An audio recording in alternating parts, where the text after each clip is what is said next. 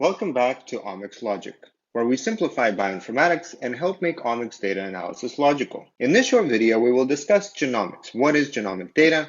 How is it organized, analyzed, and interpreted to be such a powerful resource in the hands of clinicians, researchers, and entrepreneurs that are reading the DNA code to battle cancer, fight off infectious diseases, and even solve crimes? Let's start by reviewing some of the fundamentals of genomics.